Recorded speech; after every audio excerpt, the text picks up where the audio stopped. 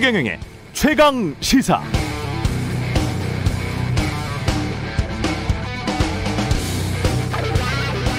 네, 어제 매일경제와의 인터뷰에서 김종인 국민의힘 전 비대위원장이 이렇게 말했습니다. 지금처럼 해선 국민의힘은 내년 대선에서도 미래가 없다. 선거가 끝나고 다들 당대표 할 생각밖에 안 한다. 국민의힘, 더불어민주당 모두 한두 달 곤욕을 치를 것 같다. 국민의힘에 더 이상 애정이 없다. 국민의힘에 절대로 안 갈 것이다. 그러면서 윤석열 전 검찰총장에 대해 이런 말도 했군요. 5월 중 빚을 볼 일이 있을 것. 국민의힘에 입당하지는 않을 것이다. 지금 시대정신이 공정이다. 윤 전 총장이 시대정신을 완전히 자기 것으로 만들어버렸다. 그게 굉장히 중요하다. 예, 김종인 전 비대위원장의 말. 앞으로 전국 향방을 가늠하는 데 중요해서 매일경제 인터뷰 기사를 재인용해서 제 오프닝에 썼습니다. 그런데 김종인 전 비대위원장의 말, 특히 공정 담론과 윤석열 전 총장에 대한 이야기는 저는 좀 생각이 다릅니다. 윤 전 총장이 공정이라는 시대 정신을 완전히 자기 것으로 만들어버렸다. 이건 사실 무서운 말입니다. 그게 부메랑이 된다면. 자세한 내용은 내일 오프닝에 또 월요일부터 금요일까지 매일매일 개봉 박두.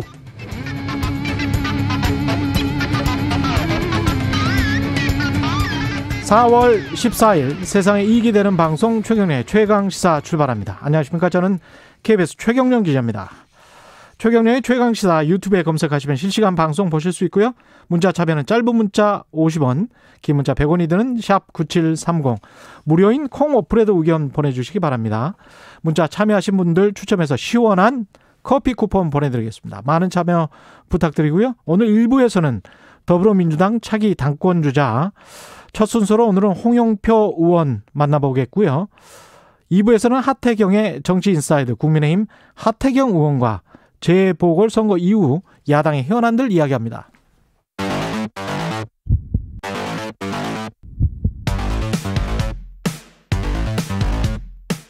오늘 아침 가장 뜨거운 뉴스 언박싱.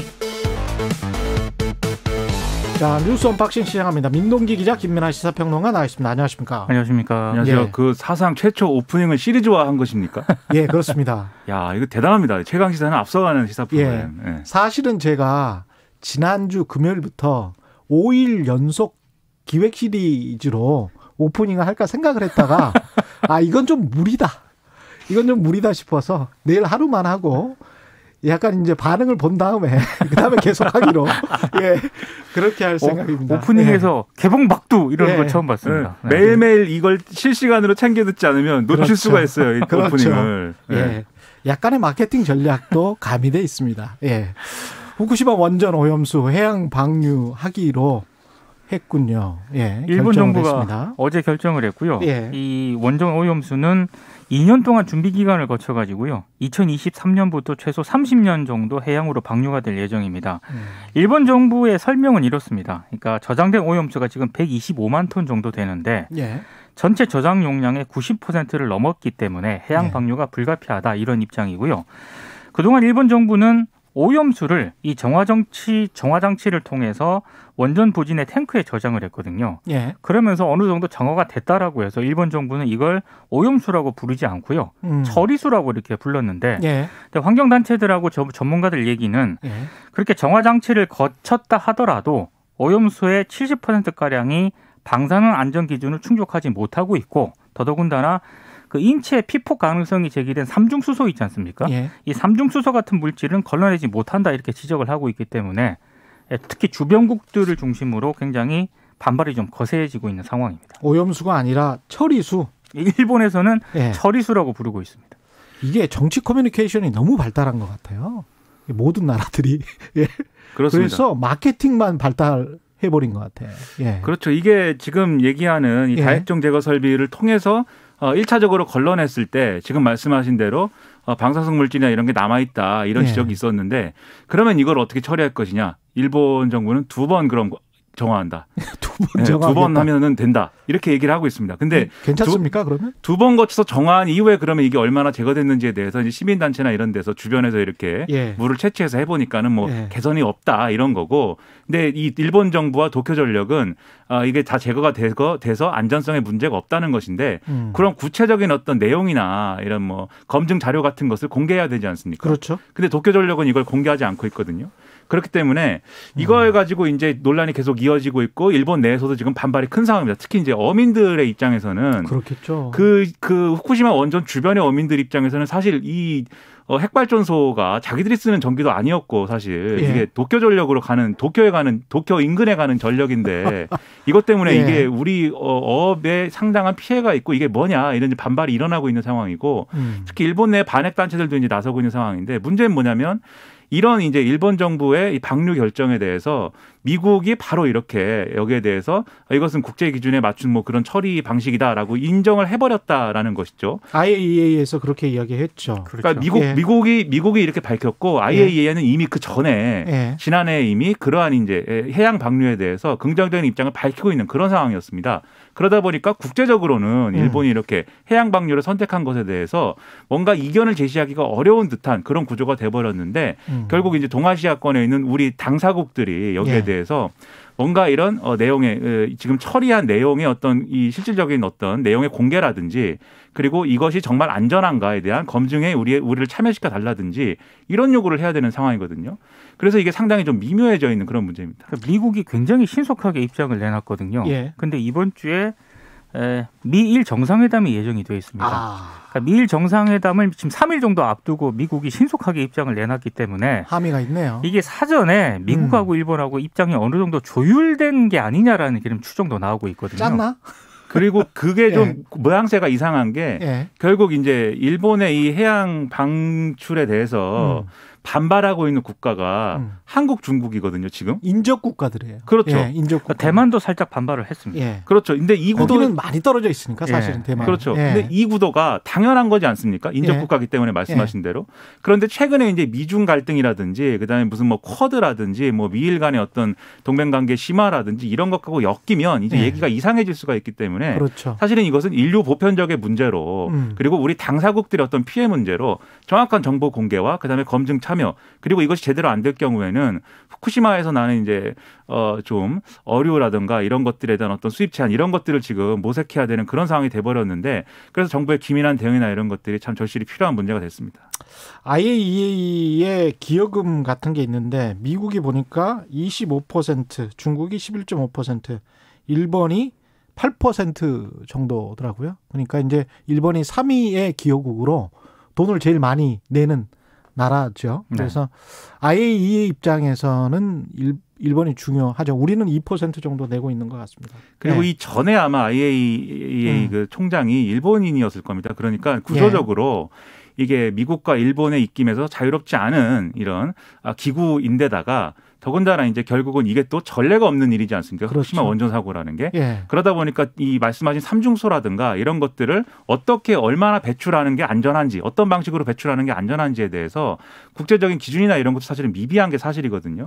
그런 틈바구니를 지금 이 상황이 일본이 이용하고 있는 그런 상황이 됐죠. 아베 전 총리 시절부터요. 이게 도쿄올림픽 일본이 항상 걸려 있었잖아요. 그렇죠. 그래서 이미 오래전부터 이 문제, 이 오염수 문제를 좀 처리하기 위해서 국제적으로 굉장히 로비를 많이 했다라는 그런 얘기가 계속 나왔었죠. 지난해나 처리를 했었어야 되는 그렇습니다. 문제죠. 그렇죠. 일본 입장에서는. 그리고 일본은 에너지 수급과 관련해서도 지금 원전 때문에 아주 골치가 아픕니다. 사실 2010년에 31% 전체 전력 생산량의 31%가 원전이었는데 2030년까지 이걸 20% 초반으로 확 줄일 생각이거든요. 그렇기 때문에 한국도 지금 원전 가지고 이런 이야기를 하고 있잖아요. 이게 모두 다 비용이에요. 사회적 비용. 만약에 도쿄돔처럼 다 건설을 해서 그걸 다 방류를 우리가 부안 폐기물 그 부안에 방사선 폐기물 할 때 그게 뭐 몇조 원 이야기 나왔었잖아요. 그렇죠. 결국 짓지를 못했지 않습니까? 그런 것들 원전과 관련한 에너지 수급과 관련한 여러 가지 지금 얽혀 있는 게 있습니다. 일본의 그 재정 문제도 있고요. 바이든 미국 대통령 반도체 투자 강력하게 시사를 했죠. TSMC랑 뭐 삼성전자 다 모아가지고 이야기한 거잖아요. 이 회의 자체가 좀 이례적인 게요. 미 백악관 국가안보보좌관이 주재를 했고요. 바이든 대통령이 참석을 했습니다.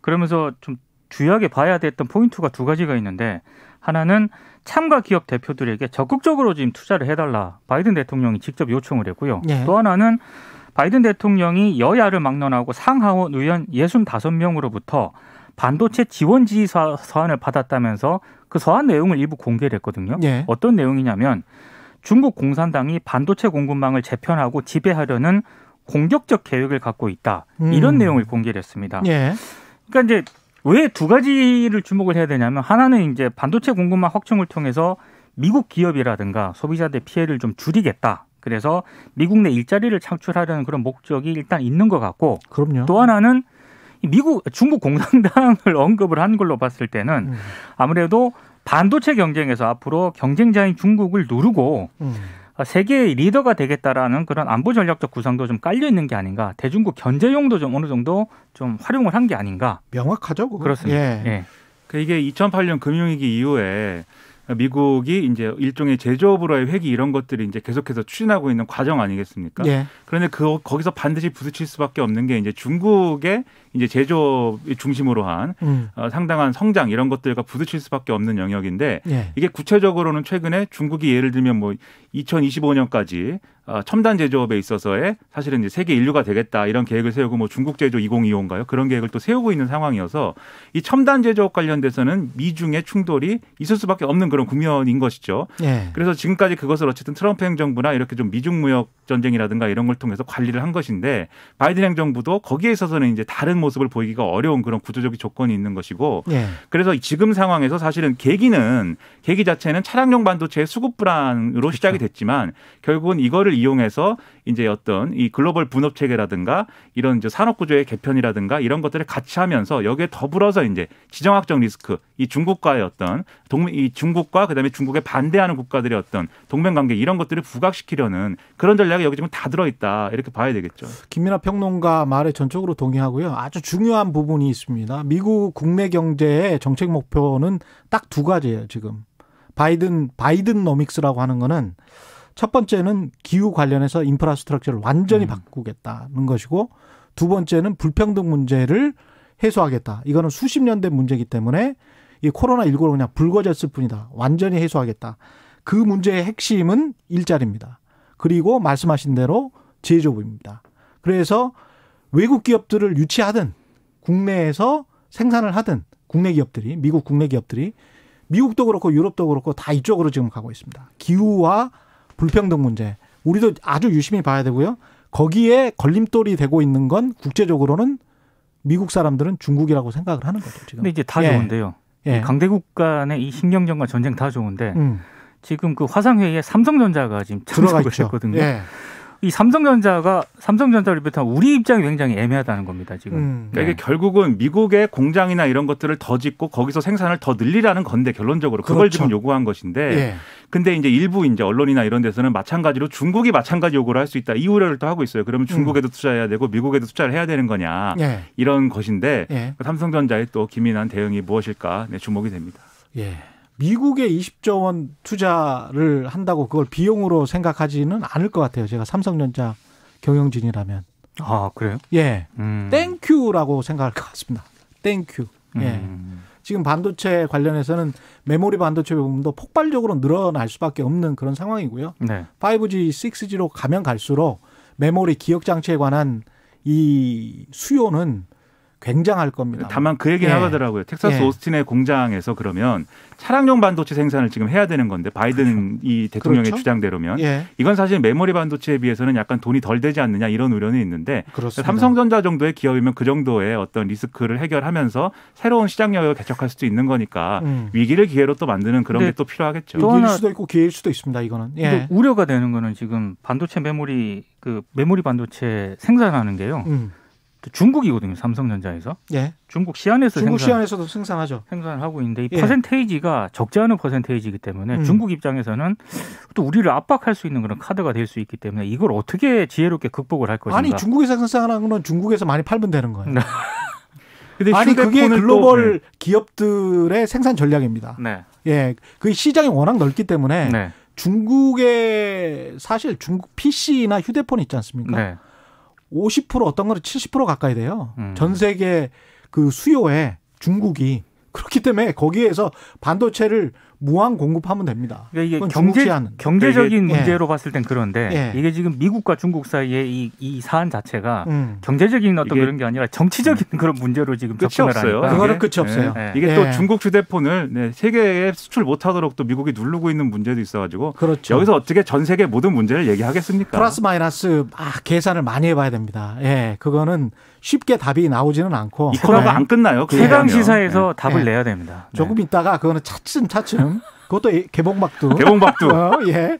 미국 FDA도 지금 얀센 존슨앤존슨 백신 접종을 일시 중단하라 공고를 했습니다. 그러니까 뉴욕타임즈 등이 보도한 그런 내용인데요. 그 얀센 접종을 한 이후에 혈전증 부작용 사례가 지금 보고가 됐다라고 합니다. 한 6건 정도 되는데요.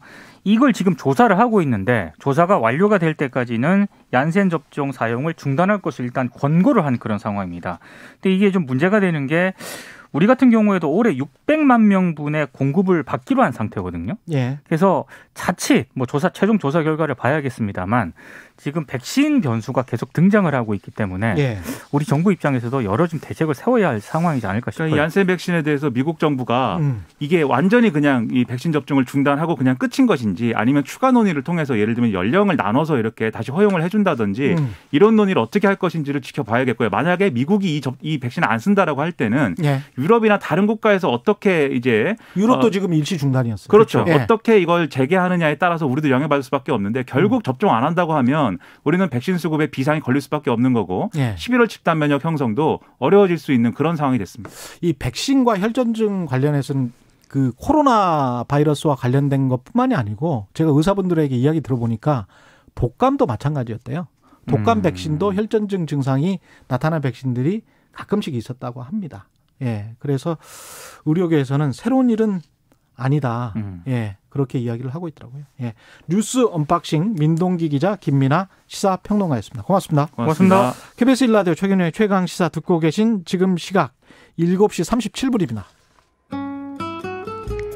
이제 4월 중순에 접어들었습니다. 시기상 추울까 생각할 수 있겠지만 오늘 아침 조금 쌀쌀합니다. 어제보다 두꺼운 외투가 필요하겠습니다. 북서쪽에서 어제 낮부터 찬 공기가 남하해 오늘과 내일 아침 기온이 계속해서 낮겠습니다. 어제하고 비교하면 10도가량 큰 폭으로 떨어져 한파특보 내려진 곳도 꽤 있고요. 대부분 지역 5도 이하를 보이고 있습니다. 현재 서울의 기온은 5.5도인데요. 낮 최고 기온 서울 13도, 강릉 18도, 대전 대구 17도 등 12도에서 18도로 예년 기온을 밑돌겠습니다. 내일은 낮 기온은 오르겠지만 내일 아침까지는 다소 쌀쌀하고요. 경기 동부라든가 전라 동부, 또 경기 북부, 강원 내륙 산지 등 곳곳에서 서리가 내리고 얼음이 오는 곳이 있겠습니다. 농작물 관리 잘 해주셔야겠습니다.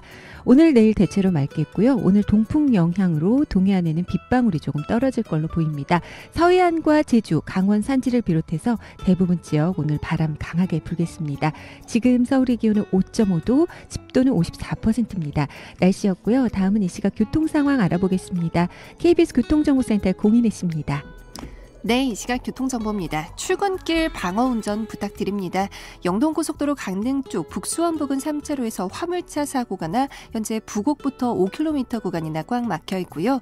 이 사고 이전으론 서창에서 월고 사이와 반월터널부터 둔대분기점, 이후로는 용인부터 양지터널까지 내내 정체입니다.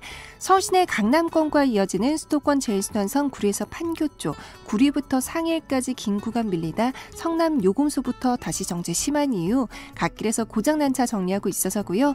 경부고속도로 부산 쪽 서울시 구간인 반포 부근 2차로에서도 사고가 나 한남대교부터 서초 쪽 정체 심합니다. 지금 서울시내 구리 쪽 강변북로 김포대교부터 반포대교 쪽으로는 50분이 넘게, 같은 방면 올림픽대로 행수대교부터 한강대교까지는 46분 정도 예상됩니다. KBS 교통정보센터였습니다. 오늘 하루 이슈의 중심, 당신의 아침을 책임지는 직격 인터뷰. 여러분은 지금 KBS 1라디오 최경영의 최강시사와 함께하고 계십니다.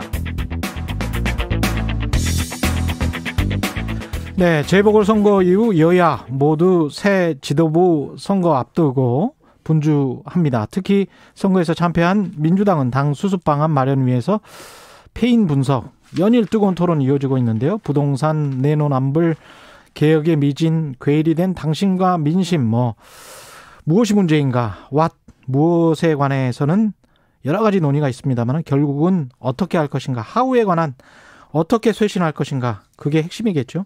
차기 당대표에게 주어진 가장 중요한 과제, 그것도 어떻게 할 것인가의 문제일 것 같습니다. 오늘부터 더불어민주당 당권 주자들 한 분씩 만나서 이 문제 답을 찾아보도록 하겠습니다. 첫 순서 홍영표 의원 나오셨습니다. 안녕하십니까? 네, 반갑습니다. 네, 기자회견, 오늘 출마 기자회견, 당대표 출마 기자회견을 10시에 하시기로 하셨죠? 네, 10시 할 예정입니다. 예, 네. 바쁘실 텐데 나와주셔서 감사하고요. 출마 결심하게 된 배경은 어떻게 될까요? 사실 저는 2002년도에 이제 노무현 당시 후보를 도우면서 정치를 시작했습니다. 그런데 이제 대선을 앞둔 해에는 당이 항상 이렇게 어떤 갈등과 대립 이런 것들이 심해져서 분열까지 가는 이런 것들을 제가 많이 경험했습니다. 그래서 올해는 무엇보다도 당이 안정되고 단결하는 것, 이것이 과제다, 이런 생각을 많이 해왔고요. 그 다음에는 이제 문재인 정부가 이제 1년밖에 남지 않았는데 지금 코로나 위기나 또 경제 회복의 어떤 성과를 반드시 내야 된다고 생각합니다. 그러기 위해서는 당이 중심을 잡고 또 마지막까지 문재인 정부가 성공할 수 있도록 잘 뒷받침하는 것, 이것도 과제라고 보여요. 그래서 그렇군요. 사실은 좀 당대표의 임무가 올해는 특히 당의 그런 과제들을 잘하는 것이다 보고 제가 이제 그게 가장 적합하지 않나 생각을 해서 결심을 했었습니다.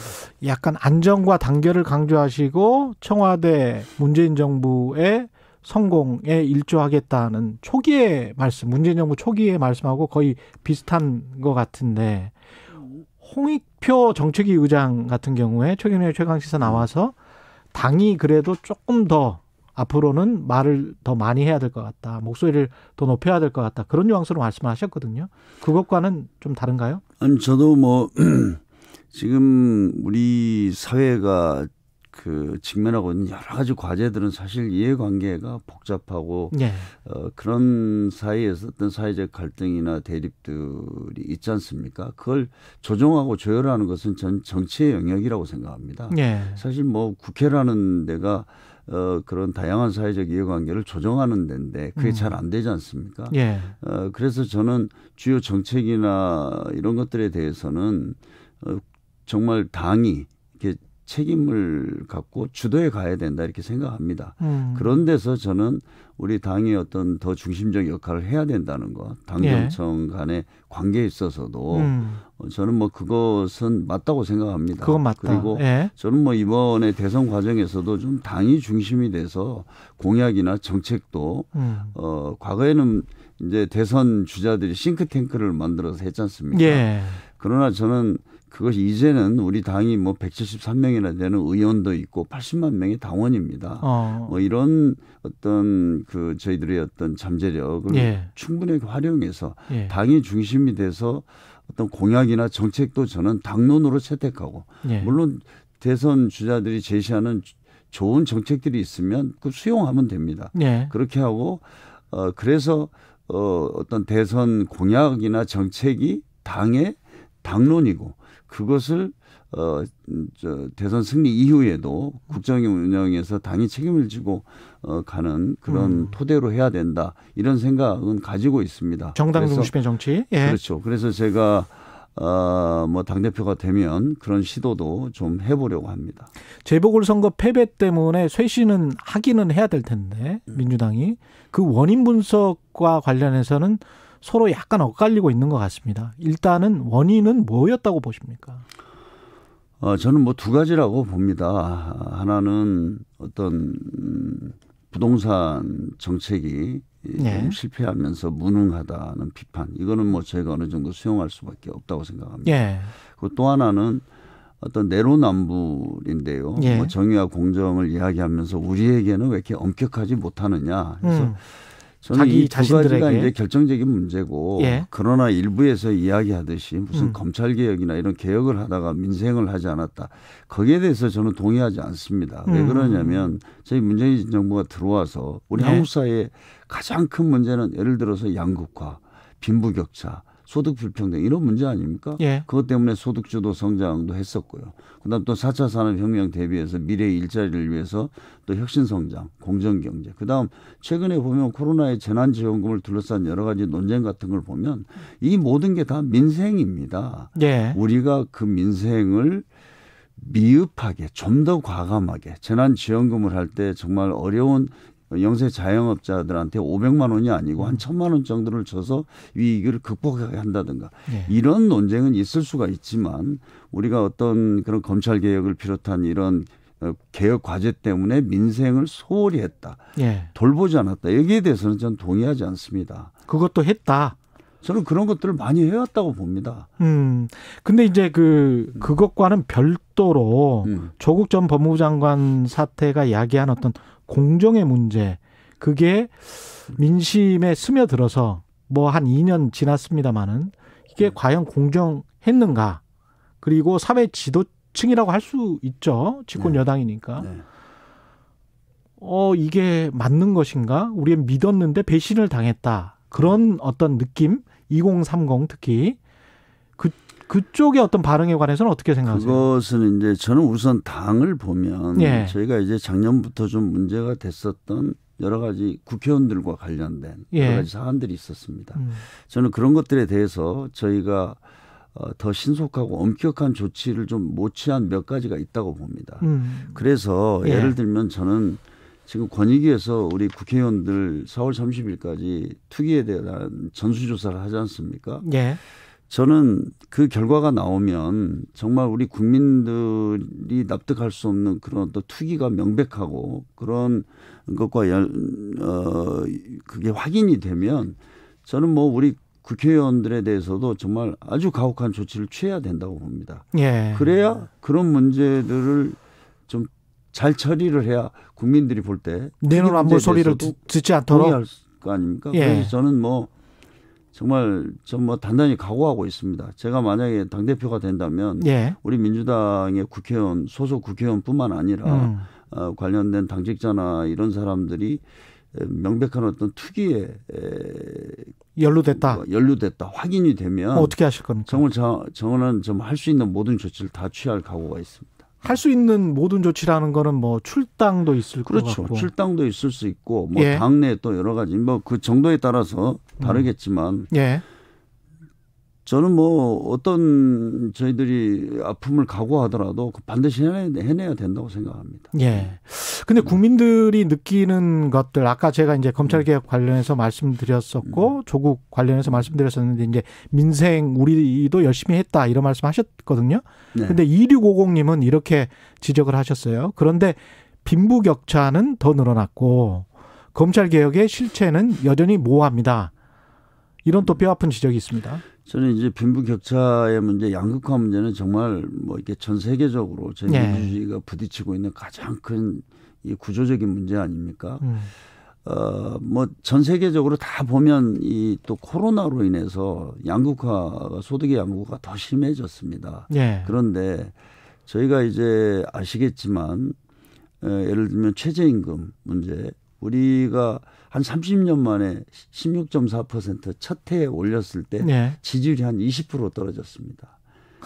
그만큼 어려운 겁니다. 이제는 지금 최저임금이 이제 첫 해에 16.4% 그 다음에 이제 뭐 10.7% 이렇게 해서 두 번 올렸다. 코로나 때문에 제가 좀 지금 그 중단시켰는데 이제 그만큼 어렵습니다. 한편에서는 사실 우리가 뭐 지금 대기업 노동자나 중소기업 비정규직의 임금 격차가 대기업 100으로 났을 때 비정규직이 40% 이러지 않습니까?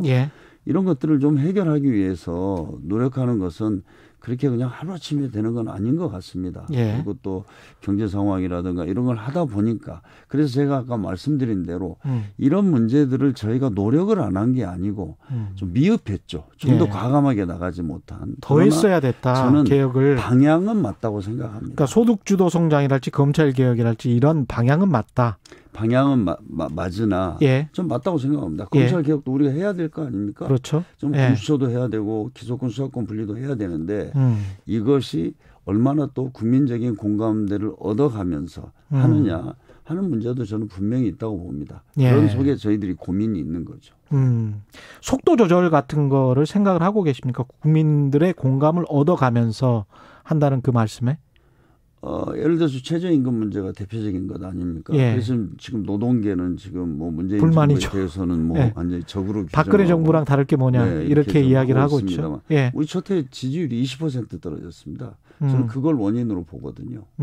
최저임금 때문에. 예. 그거는 또 자영업자라든가 한계 중소기업 같은 경우는 반발하고. 그렇죠. 그다음 또 검찰 개혁도 저는 진짜 제가 저 원내대표 할 때 정말 패스트트랙으로 이 공처를 이제 추진할 때 국민 여론 70%였습니다. 예. 그러나 지금 검찰이 얼마나 집요하게 이걸 공격을 합니까? 저는 뭐 직접 뭐 그런 걸 많이 경험한 사람이거든요. 예. 그래서 그럼에도 그러다 보니까 이 검찰 개혁 특히 이제 마지막 단계에 와 있는데 저는 이거 반드시 해내야 된다고 봅니다. 예. 그러나 또 우리가 또 국민들이 일부가 걱정하는 것은 뭐 기소권 수사권을 분리했을 때 어떤 뭐 경찰을 신뢰할 수 있느냐? 그러면 그것에 대한 통제 장치를 어떻게 할 거냐? 예. 뭐 이런 것에 대해서 저희가 완벽한 어떤 국민들이 그렇게 되면 그렇게 기소권 수사권 분리해도 아무 문제가 없다고 할 정도로 그런 안들을 완벽하게 만들어야 된다고 생각합니다. 예. 저는 이제 그런 안을 만들고 또 국민과 소통하면서 국민들의 동의를 얻고 이런 과정은 좀 필요하다 이렇게 생각하는 거죠. 예. 그 부동산과 관련해서는 무능했다라고 말씀을 하셨는데 부동산 정책은 어떻게 쇄신하실 생각인가요? 저는 부동산도 저희가 이제 참 세계적인 과잉 유동성이라든지 뭐 코로나로 인한 소득의 뭐 이렇게 양극화 이런 것들이 심해지면서 예. 이게 좀 사실은 뭐 전 세계적으로 보면 우리나라가 부동산 가격이 미국이나 유럽에 비해서 많이 올랐다고는 할 수 없지만 예. 그건 뭐 국민들한테 통하겠습니까? 근데 이제 그럼에도 그러다 보니까 우리가 뭐 24번에 걸친 정책들을 하면서 국민들한테 벌써 상당히 혼란스럽게 보였을 수도 있고요. 그런데 예. 저는 이제 좀 부동산 정책은 이사 정책으로 좀 공급 대책까지 주로 해서 좀 완성이 돼 있고 그래서 기조와 방향을 이제 흔들면 안 된다고 봅니다. 예. 그리고 이게 부동산 정책에서 완벽한 한 방이 없지 않습니까?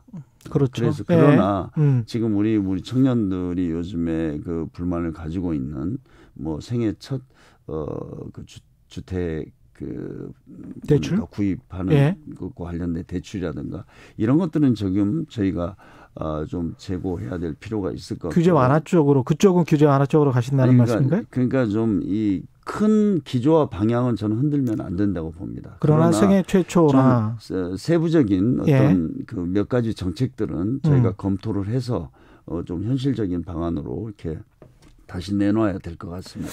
그 여권의 가장 유력한 대권 후보가 지금 현재는 각종 여론조사 보면 이재명 경기지사인데 어제 만나셨습니다. 네. 어떤 말씀으로 하셨는지. 아니 뭐 어제 제가 뭐 다른 경기도의회에 방문하는 예. 일정이 있어서 예. 거기 갔다가 같은 건물에 있습니다. 그래서 예. 잠깐 만났죠. 네. 대권과 관련해서 어떤 이제 당 대표가 되시면 만약에 되시면 선출되시면 관리를 해야 될 거란 네. 말이죠.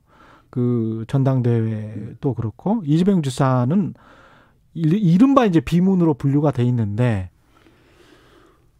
제가 뭐 그런 이제 참 저희 예. 오래된 논쟁입니다. 예. 친문 비문 저는 사실 문재인 정부가 출범하면서 이제 그런 논쟁은 사라졌다 생각하고 지금 이 순간에도 똑같습니다. 예. 이제 아마 우리가 이제 항상 대선이 있게 되면 저희도 이제 다시 지금 한 제가 뭐 7, 8명 정도 되는 잠재적인 대선 후보들이 본격적으로 이제 경선 레이스에 뛰어들 거거든요. 예.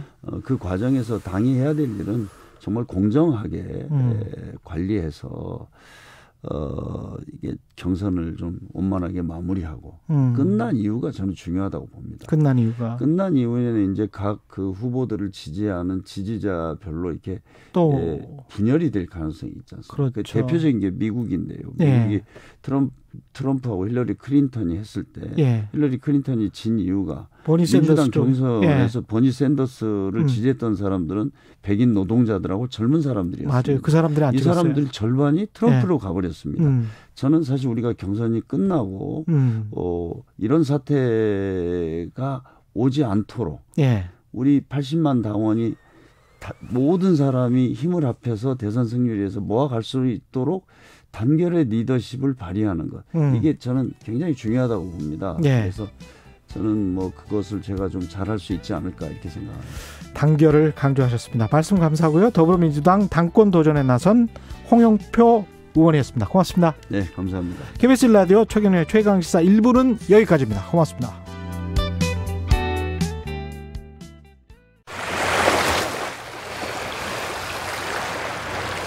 시간이 지나면 해결해준다? 이 또한 지나가리라? 제일 싫은 말이 그거예요. 아직 시간이 지나가도 하나도 해결해주지 않았잖아요. 7년 전에 참사, 저도 이 세월호를 저도 잊고 지내고 싶어요. 진짜 그렇게. 2021 KBS 연중기획 기억을 기록하다. 근데 그럴 수 없잖아요. 이게 세월호를 잊으라고 하는 거는 그만하라고 하는 거는 솔직히 저는 그 고통받는 사람들에게 죽으라고 하는 말밖에 되지 않는다고 생각해요. 남편 동수 씨 같은 경우에는 그게 눈에 보이지 않고 이제 눈에 보이지는 않지만 본인은 계속 트라우마로 싸우고 있는데 마음의 병이 있다라고 증명하기가 쉽지 않기 때문에요. 그러니까 이제 집에서도 이렇게 창문이 있으면 그때라도 초창기고 하니까 되게 힘들잖아요.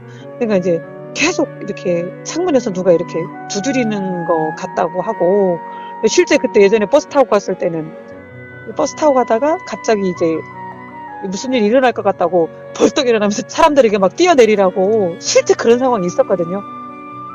아마 그런 것들이 되게 많이 힘든 것 같아요. 세월호 의인 김동수 씨의 아내 김영숙 씨는 기억합니다. 화물차 운전기사였던 김 씨는 자신의 몸에 소방호스를 감아 학생 20여 명을 구조해 파란 바지의 의인으로 불렸습니다. 사람들은 힘든 기억을 잊고 일상으로 돌아오라고 합니다. 왜 아직도 옛 기억에서 헤어나지 못하냐며 질타도 합니다. 하지만 이들에게 세월호는 현재 진행형입니다. 당신과 대한민국의 기억, KBS가 기록합니다.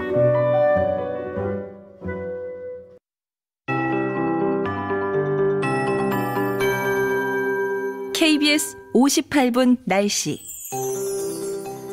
오늘 아침 쌀쌀합니다. 현재 파주, 대관령, 철원 등 영하 1도대까지 내려갔고요. 서울도 한두 시간 전에 5.5도였다가 현재 7도대까지 조금 올라 있습니다. 오늘 낮에도 4월 햇살의 강도로서는 조금 약할 수가 있겠습니다. 낮 최고 기온 서울 13도에 머물겠고요. 강릉 18도, 대전, 대구 17도 등 12도에서 18도의 분포를 보이겠습니다. 현재 한파특보가 발효 중인 경기 북부나 강원 산지, 또 내륙 곳곳에서 새벽에 내일도 서리가 내리고 얼음이 오는 곳이 있겠습니다. 농작물 관리 잘 하셔야겠습니다. 내일 낮부터는 예년 기온을 되찾겠습니다. 오늘 전국이 맑겠습니다. 일교차가 오늘도 15도 안팎까지 크겠고 내일은 더 크게 벌어집니다. 내일은 대체로 맑겠지만 낮에 가끔 구름이 많이 끼겠습니다. 온갖 꽃들이 피는 요즘 구름이라면 꽃철구름이라고 볼 수 있는데요. 이 서해안과 제주, 강원 산지는 오늘 오전까지 바람이 매우 강하겠고 또 서해 먼바다, 동해 남부 앞바다에도 현재 풍랑특보가 남아있습니다. 내일 아침 기온은 서울 5도 등 0도에서 8도의 분포가 되겠고 낮 최고 기온은 서울 18도 등으로 오르겠습니다. 지금 서울의 기온은 7.3도, 습도는 55%입니다. 강혜종입니다.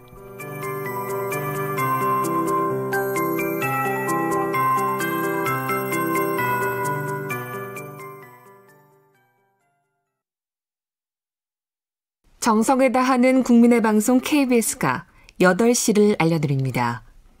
AM 711kHz, FM 97.3MHz, KBS 1라디오입니다. HLKA.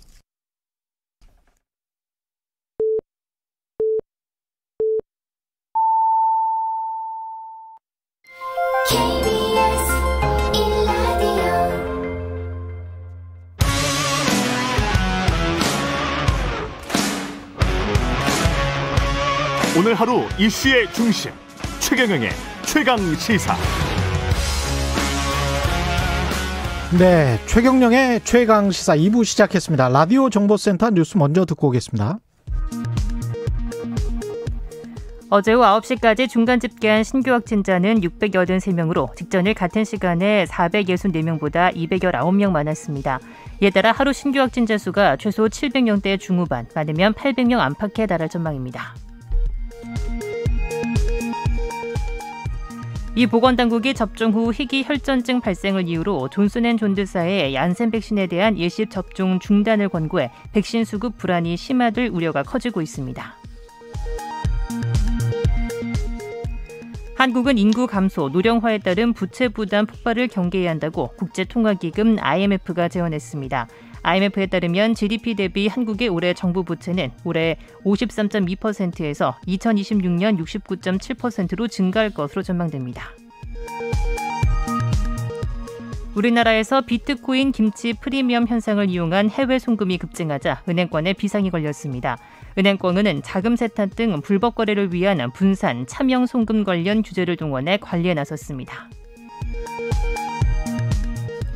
미 국가정보국이 현지 시간 13일 공개한 보고서에 따르면 김정은 북한 국무위원장이 대미 압박을 위해 올해 핵실험이나 장거리 미사일 시험 발사 재개를 검토할 수 있다고 분석됐습니다. 간추린 뉴스 장수연이었습니다.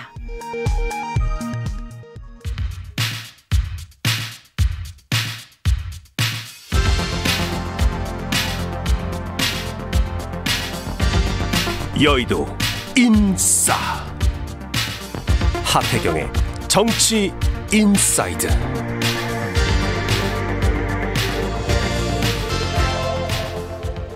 네, 여의도의 정치인싸 하태경의 정치인사이드. 국민의힘 하태경 의원님 매달 월간으로 모셔서 여의도 정치의 뜨거운 현안들 매서운 야당의 눈으로 예리한 하태경 의원의 시각과 말로 풀어보는 시간입니다. 하태경의 정치인사이드. 국민의힘 하태경 의원 나오셨습니다. 안녕하십니까? 예, 안녕하세요. 예, 하태경입니다. 오늘은 출연은 못하시고 부산에 계시죠? 예, 지금 부산 기차 안입니다. 죄송합니다. 아, 기차 안에 계세요? 혹시 뭐 안내방송 이런 멘트가 나와도 좀 양해해 주시기 바랍니다. 아, 중간에 안 나와야 되는데. 예, 예. 지금 저 부산시장, 박형준 예. 부산시장의 인수위 역할을 할 부산 미래 혁신위원장을 지금 맡으셨어요? 예. 예, 요번 미래혁신위는 원래 이제 보궐 아니면 인수위가 정식 구성이 되는데. 예. 이제 보궐이기 때문에 바로 시장이가 시작돼서. 예.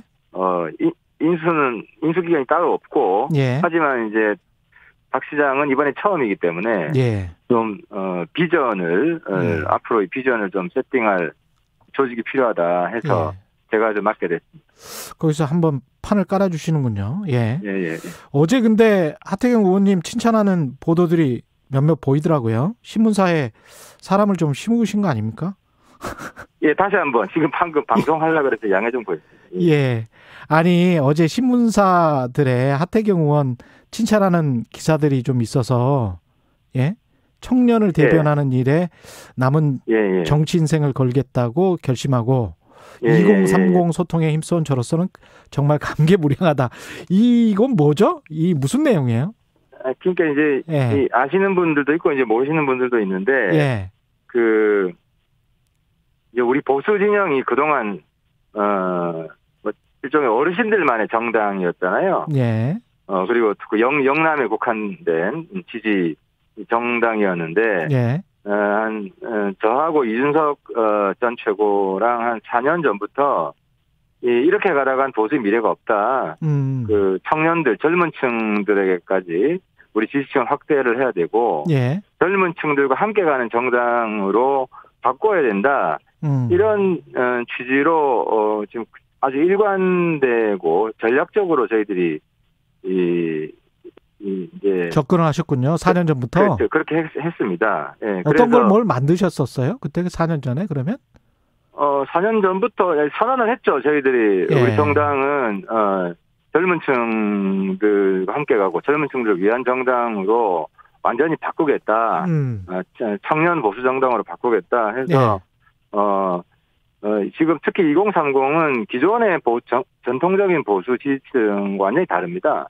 관심사도 다르고 가치관도 다르고 예를 들어서 전통적인 보수층은 북한 문제, 안보 문제가 최우선 관심사잖아요. 예, 그렇죠. 근데 청년들은 물론 그 문제도 관심이 없진 않지만 취업 또 뭐 취미 분야는 게임, e스포츠 뭐 이런 분야 굉장히 비중이 크거든요. 그렇습니다. 그리고 가치관으로는 공정입니다. 공정. 철저하게 공정이기 때문에 특히 이제 우리 사회의 불공정한 그런 영역 이런 부분들을 저희들이 집중적으로 파고들고 예를 들어서 뭐 인국공 사태나 조국 문제도 마찬가지죠. 그래서 그런 문제들에서 지속적으로 그래서 아주 강하게 목소리를 내주고 또 문제들 해결해주고 법안도 발의하고 통과시키고 이런 노력들을 한 3, 4년간 아주 적극적으로 해왔던 그런 결과가 나타난 겁니다. 그게 이번 재보궐선거에 좀 먹혔다 이렇게 판단을 하시는 거군요. 그렇죠. 저희들이 볼 때는 2030 지금 2030들이 많이 있는 커뮤니티들이 있습니다. 그런 커뮤니티들에서도 이야기가 좀 나오고 있죠. 많이 나오고 있고, 근데 그 커뮤니티가 굉장히 비중이 큰 게 네이버나 이런 포털에서 조회수나 그 댓글 수 못지 않습니다. 그렇죠. 수십만 조회수에 뭐 댓글 많은 거는 거의 1000개 이상 가기도 하고요. 그래서 청년층의 여론을 형성하는 데 굉장히 중요하기 때문에 어제도 저 민주당의 한 의원이 그런 커뮤니티에 일종의 뭐라 그러나요? 커뮤니티 장악으로 비춰졌었죠. 우리 쪽 사람들 일로 다 몰려와서 가입해 주세요. 그래서 좀 어느 정도 논란이 됐던. 김남국 의원. 그 민주당 이야기 말씀하셨어요. 민주당 향해서 법사위원장 포함해서 야당목 상임위원장 좀 돌려주고 협치에 나서라. 재보궐선거의 결과에 따라서. 그런 말씀하셨는데 민주당이 원구성 재협상에 응할까요? 지금 민주당이 좀 개혁 목소리가 나오는데 그 포장만 개혁이고 내용은 개혁이 아니다라는 증거들이 계속 나오는 것 같은데요. 지금 처음 이야기할 때는 뭐 조국 문제 반성한다고 해놓고 이제 나오는 내용을 보면 조국 수호 반성 이런 얘기가 쏙 빠져 있어요. 그래서 상당히 좀 안타깝고 일단 개혁의 첫걸음이 그리고 또 민주당이 이번에 상당히 이 지지율이 저조한 가장 큰 이유가 불공정의 대명사인 조국을 수호하는 정당으로 된 건데 그런 부분들을 명확하게 하지 않으면 민주당의 미래가 어둡지 않나 하는 생각이 들고요. 또 마찬가지로 그게 사실 민주당의 오만과 독선인데 이걸 반성했다는 실천 중에 하나로 우리랑 협치, 특히 원래 야당 몫이었던 법사위원장 돌려주는 거 이거 실천 안 하면 국민들이 그 진정성을 저는 의심할 거라고 봅니다. 그 국민의당 내부에서도 민주당처럼 이제 초선 의원들 목소리가 높아지고 있는데 이건 어떻게 보십니까? 아주 바람직한 현상이죠. 바람직하다. 뭐 초선들 힘내라고 이야기해주고 싶고요. 우리 당 내에서도 사실 이번 보궐선거 이긴 게 우리 당이 잘했다고 점수를 준 게 아니라 잘할 수 있는 기회를 준 거거든요. 그 기회를 이제 받았으면 잘하는 모습을 보여줘야 되고 그래서 초선들 성명서에 나온 것처럼 또 국민들이 바라는 게 근본적인 변화가 필요하다. 기존의 그런 어르신들만의 정당, 반공 안보만 가지고 뭐 종북 몰이하는 정당 이렇게 해서는 미래가 없다는 거고요. 그런 면에서 뭐 저도 사실 마음은 초선입니다. 그리고 초선들과 함께하고 싶고 초선들 적극 지지하고 저는 도와줄 생각입니다. 그 당대표는 출마를 하십니까? 이번에? 그 가장 중요한 거는 이제 정권 교체고 예. 정권 교체를 위해서 무슨 역할을 해야 될지 솔직히 좀 고민을 많이 하고 있습니다. 근데 동시에 제가 또 부산에 인수위원장 맡아가지고 예. 바빠서 집중적으로 고민을 못 하고 있는데 어쨌든 저도 이제 올해 정치 시작한 지 10년째 되고 예. 아주 정치인들의 역할이 중요하다는 거를 갈수록 크게 느끼고 있고 책임감을 많이 느끼고 있습니다. 그래서 어떤 역할을 해야겠다는 생각은 가지고 있습니다. 근데 그게 당 대표일지는 아직 결정을 못했습니다. 아, 고민은 하고 계시네요, 지금. 예, 어쨌든 뭐 중요한 건 정권 교체이기 때문에 예. 그걸 중심으로 저한테 맞는 역할이 무엇인지 조금 좀 고민할 시간이 필요한 것 같습니다. 예. 국민의당과의 합당 문제는 어떻게 해야 될 것 같습니까? 저는 이제 안철수 대표한테 허심탄회하게 말씀을 드리면은 예. 이미 이미 나왔던 그런 실수를 반복하면 안 된다는 말씀을 드리고 싶은데 예. 예를 들어서 우리 당의 조기에 입당해서 당내 경선을 치렀으면 이번에 시장은 안철수가 되었을 가능성이 굉장히 높습니다. 실제로 오세훈 지금 당선자도 오세훈 시장도 안철수 후보가 우리 당에 들어와서 경선한다면 본인은 안 나오겠다고 했었거든요. 예.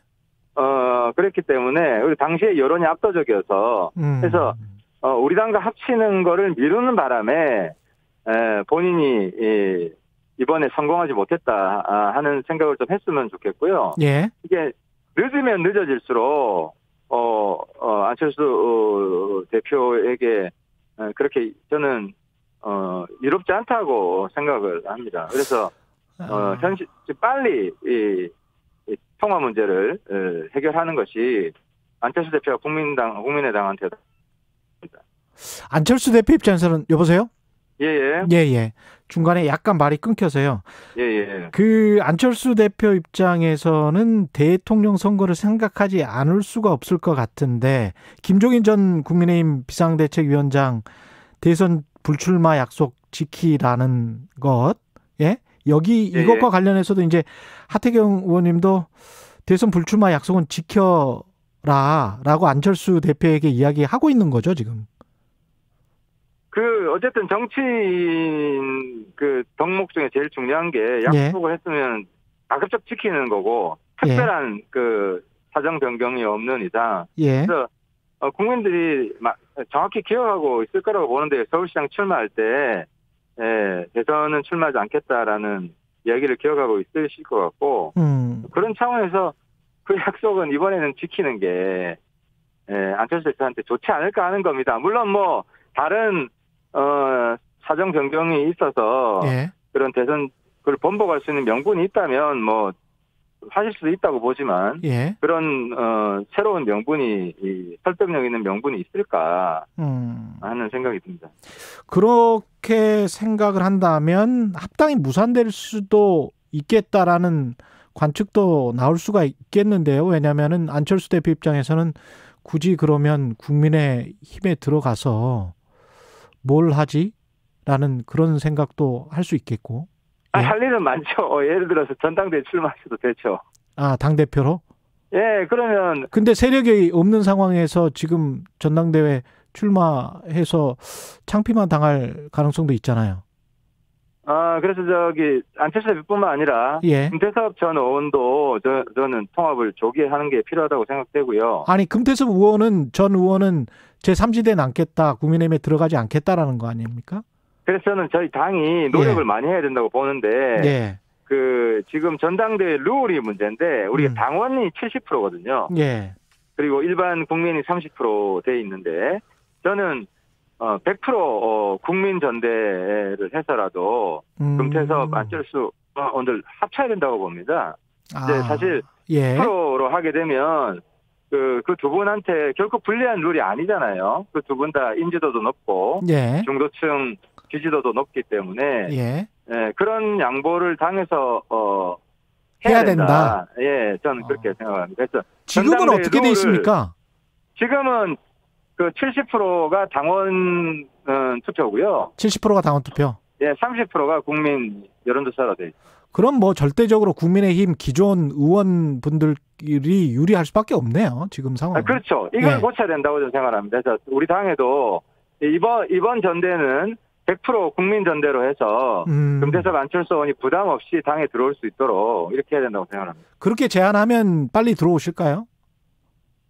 그러면 전 그 두 분이 전당대회에서 굉장히 압도적으로 유리할 것 같은데요. 그래요. 그 100%로 하자 이런 결정은 누가 지금 내릴 수가 있는 거죠? 우리 지금 의총에서 하면 되고요. 의원총회에서.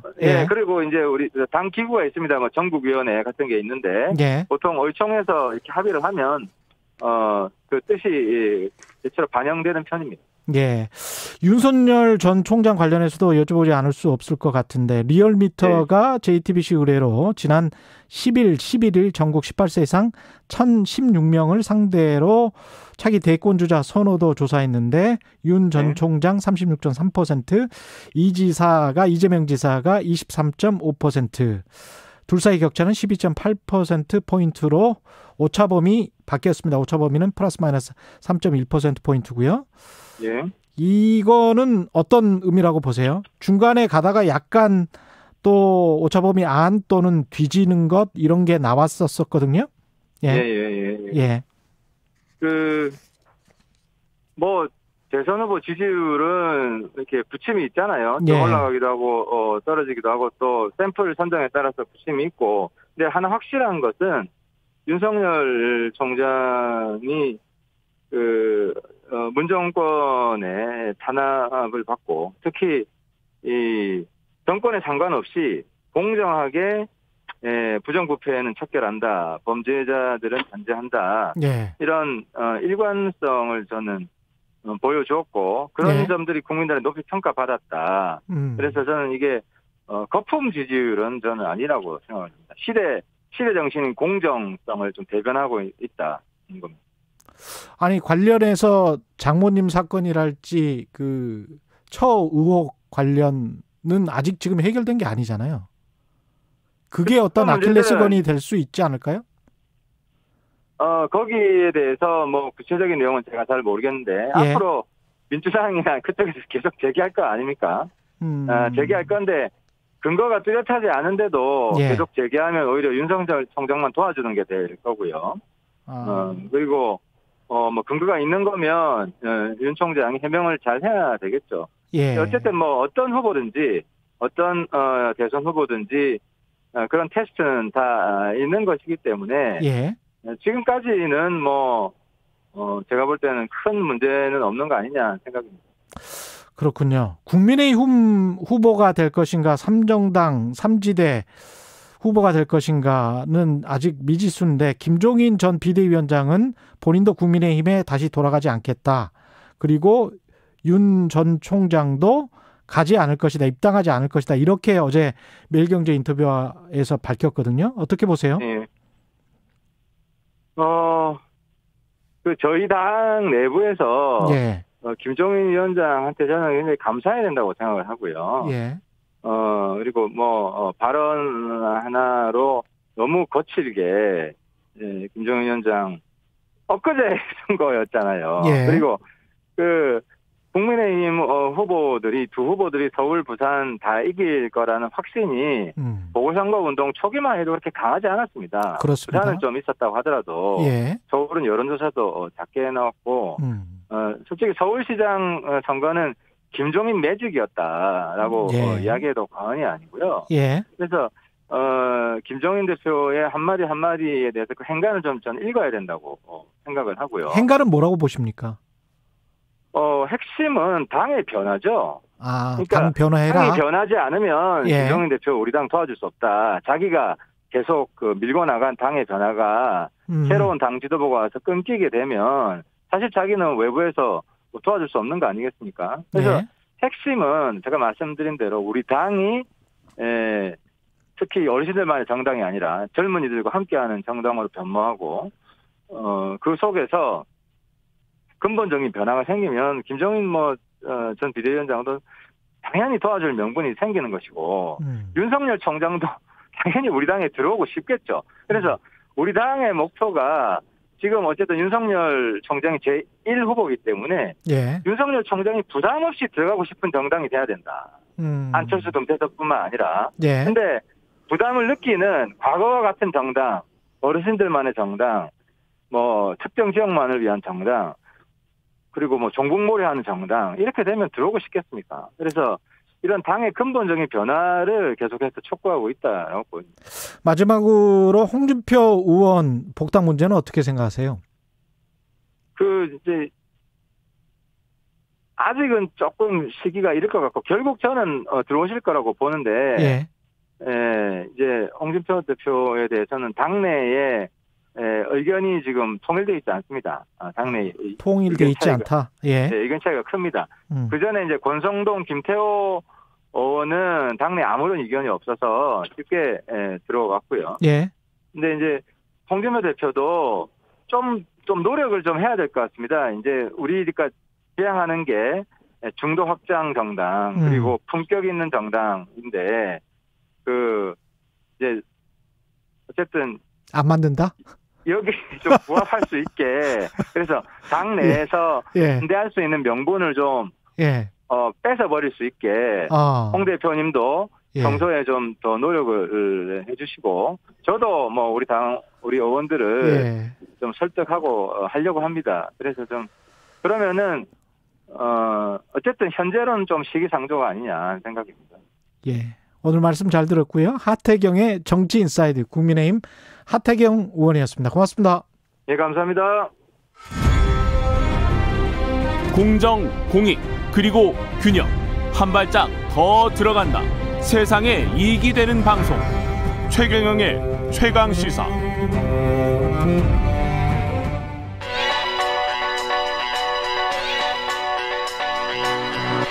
최강시사 김한의 눈.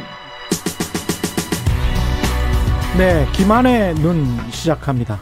노원구 세 모녀 피살 사건 이 이후에 이제 스토킹 범죄에 대한 단죄 여론은 높아졌고 법안도 처리가 됐네요. 네, 그렇습니다. 스토킹 처벌법이 지난달 24일 국회 본회의를 통과를 했는데요. 이번 달 9일에 정부에 이송이 됩니다. 노원구 세 모녀가 살해된 다음 날 본회의를 통과했는데요. 좀 안타까운 상황입니다.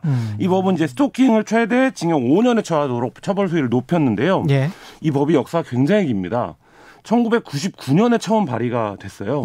논의를 시작한 지도 이제 20년이 넘은 거죠. 20년이 넘어서 이제 처리가 된 건데 지금까지는 어땠냐. 뭐 여러 번 보도가 됐었지만 스토킹하다 붙잡히면 처벌 규정이 없어서 경범죄 처벌법을 따릅니다. 그래서 경범죄 처벌법에 따라서 10만 원 이하의 범칙금을 물립니다. 이것도 저도 이제 현장에서 취재를 해본 적이 있었는데 대부분 경찰이 출동하면 무마시킨다는 거예요. 경찰이 무마시켜요? 앞으로 그러니까 왜냐하면 10만 원 이하의 벌칙금인데 이 범칙금을 하려면 스토킹 행위를 한 사람이 나 스토킹 안 했다라고 우기면 경찰이 현장에서 정리하기 굉장히 까다로운 거예요. 처벌 규정이 없으니까. 그러니까 앞으로 이러지 마라라고 하고 이제 돌려보내는 경우들이 많고 그러면 이게 이제 가해자들한테 나쁜 신호를 주는 거죠. 내가 이런 행위를 해도 경찰까지 와도 별일 아니구나.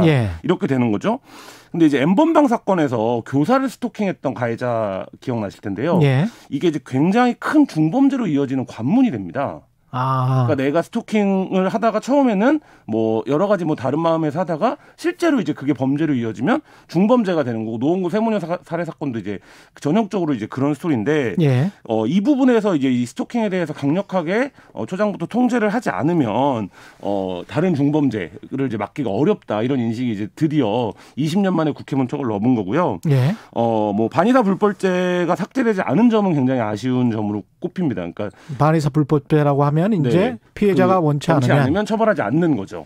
그리고 지속적이고 반복적인 괴롭힘으로 스토킹을 규정을 했는데 이게 이제 법안에 지속적이 들어가면 굉장히 좀 애매해집니다. 지속적이고 반복적인 얼마나 지속적인가. 그렇죠. 그걸 지속을 얼마로 볼 거냐 이 부분에 대해서 또 약간 이제 모호함이 남아 있긴 한데 어쨌든 이제 법안이 통과가 된 거는 큰 진전인데 문제는 9월부터 시행이 돼서 이 노원구 세모녀 살해 사건 같은 것에는 소급 적용은 되지 않습니다.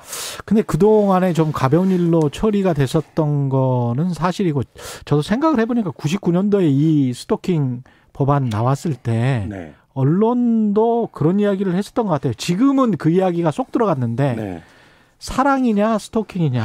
그렇죠. 연애도 하지 말란 말이냐. 뭐 이런 기사가 나왔었어요. 그때는. 그러니까 스토킹 보도에서 지금도 여전히 그런 기사들이 있습니다. 예. 예를 들면 이제 굉장히 선정적이고 자극적인 방향으로 몰아가는 기사들인데 이걸 이제 여성계에서는 성별 기반 확증 편향 기사들이라고 이제 규정을 하는데 뭐냐면 예를 들면 제목이 이런 겁니다. 여배우가 스토킹을 당했어요. 근데 가혹한 여배우의 숙명 이런 식으로 제목을 쓰는 거죠.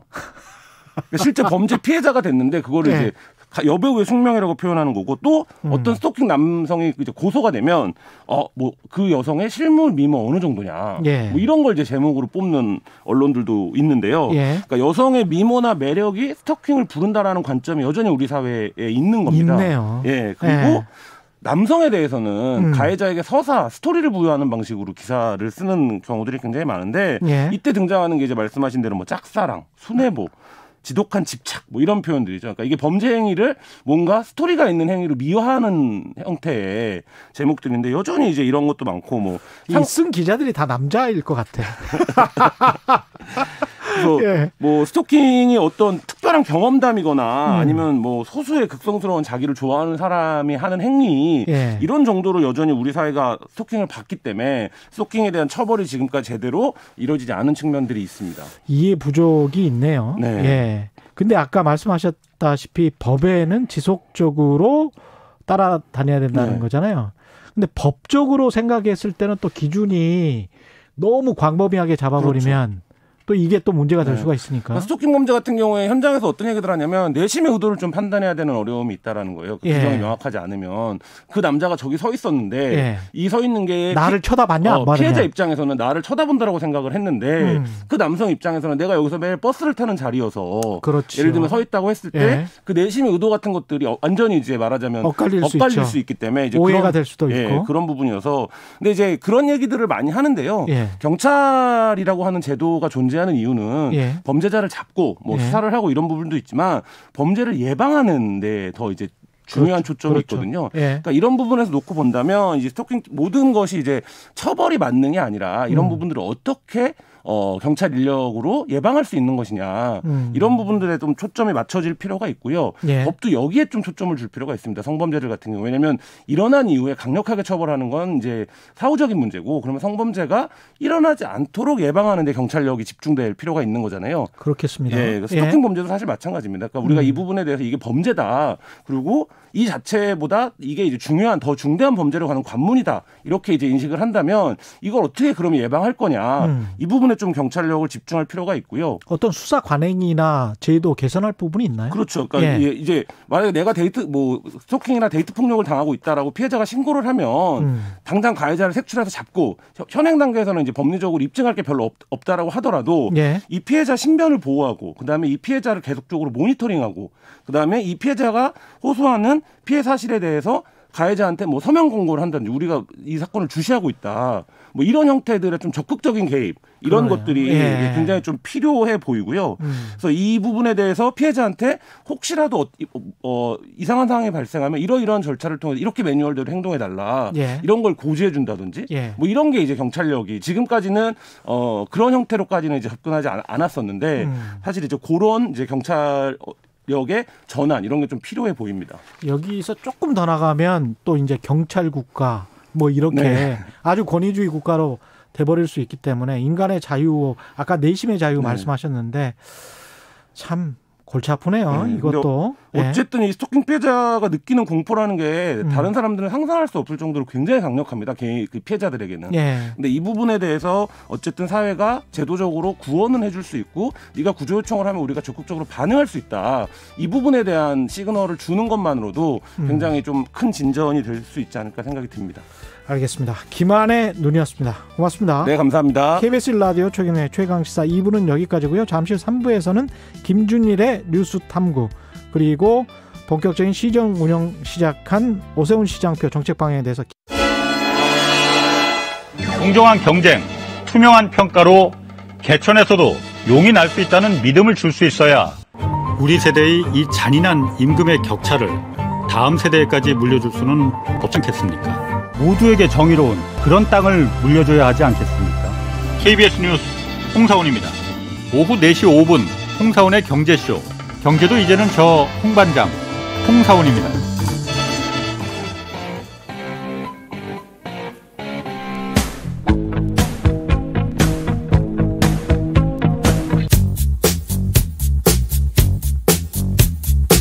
몸이 먼저 반응하는 음악이 있습니다. 몸이 먼저 반응하는 시사도 있습니다. 매일 오후 5시 5분 KBS 1라디오 주진우 라이브. 지금 시각은 8시 30분입니다. KBS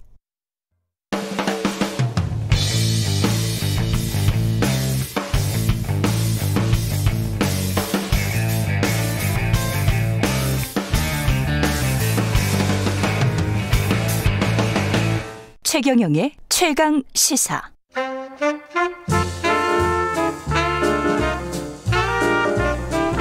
세상의 모든 뉴스를 탐구합니다. 김준일의 뉴스 탐구 생활. 네, 화제가 되는 이슈를 깊이 있게 파헤쳐보는 뉴스 탐구 생활. 세상 모든 것이 궁금한 남자 김준일 뉴스톱 대표 함께합니다. 안녕하십니까? 안녕하세요. 오늘은 후쿠시마 이야기가 많군요. 예, 네. 후쿠시마 완벽 정리입니까? 완벽 정리죠. 제가 완벽합니다 또. 예, 후쿠시마 오염수, 그들은 처리수라고 부르고 있는데 이걸 이제 바다에 버리겠다는 거죠? 예, 버리겠다는 거죠. 예. 그러니까 좀 이제 역사를 조금 설명을 드릴게요. 딱 10년 됐습니다. 2011년 3월이었거든요. 예. 그러니까 이제 10년 됐어요. 이게 어떻게 됐냐면은. 지진 해일이 이제 쳤잖아요. 네. 그게 한 5m 정도 지진 해일이 있으면은 쓰나미가 오면은 이거를 할 수 있게 됐는데 막 이렇게 설계를 해놨어요 그때 당시에. 예. 근데 이게 13m가 맞습니다. 예. 그러니까 다 잠겼어요. 예. 다 잠기면서 원래 이제 원자로를 냉각을 시켜야 되잖아요. 그렇죠. 냉각을 시키는 뜨거우니까. 게, 예. 그래서 그거가 다 잠겨 버렸는데, 그래서 당시에 이제 도쿄 전력이 이거 해수를 부어서라도 시켜야 된다 이런 전문가들 얘기가 있었는데 그거를 뭉갰다가 폭발해 버립니다. 그렇죠. 안에가 다 녹아버려요. 예. 근데 이제 이게 이제 안에 데브리라고 불리는 잔해들이 있거든요. 예. 이게 엄청 뜨거워요.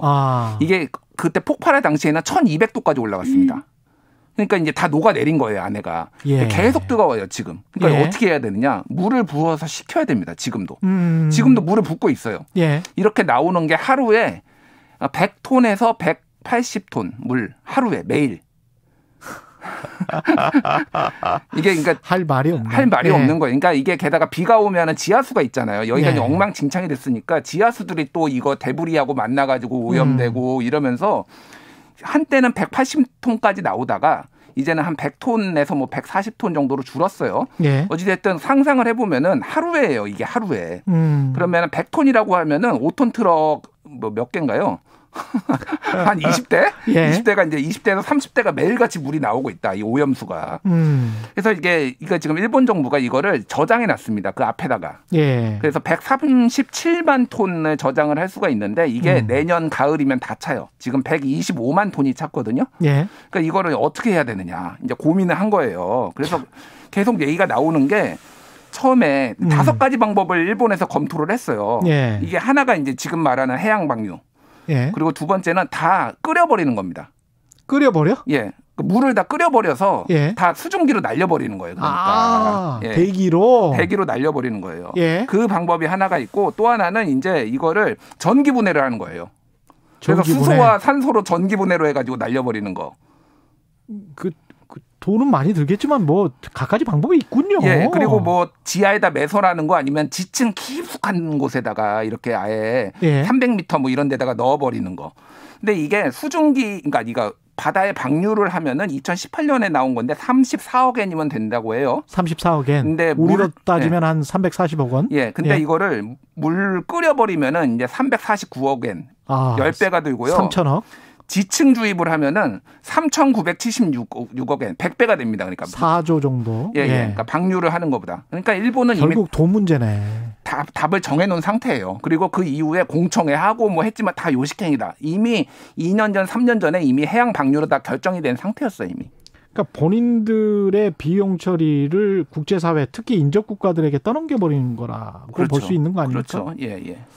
참 이게 그리고 이게 그 후쿠시마 사고 같은 게 굉장히 좀 함의가 있는 게 지진에만 대비를 했었는데 우리가 보통 해일에 대비를 해야 되고 기후 변화에 대비를 해야 된다는 게 굉장히 큰 함의가 있는 것 같습니다. 굉장히 큰 함의죠. 왜냐하면 앞으로는 점점 이 변동성이 커질 거 아니에요. 지금 해수면이 계속 상승하고 있거든요. 북극의 얼음이 녹아내리면서. 한국도 지금 어쨌든 다 바닷가에 있잖아요. 그렇습니다. 그럴 수밖에 없습니다. 구조적으로. 구조적으로 식혀야 되니까. 식혀야 되니까. 그런 문제들이 지금 발생을 하고 있다라는 거고요. 그래서 탱크를 더 지으면 되지 않느냐. 일본 측 얘기로는 일단 그 앞에 부지에 다 지었다. 그래서 일본에서도 사실은 더 지을 땅 있다. 시민단체나 이런 데에서는 그래서 지으라고 했는데 일본이 이거는 답이 아니다. 그렇게 해서 언제까지 지을래 그러면은 이런 식으로 해서 이제 해양 방류하겠다 이렇게 결정이 난 거예요. 그러니까 일본은 근데 이제 해양 방류를 해도 안전하다 이렇게 이야기를 하는 거잖아요. 네, 그렇죠.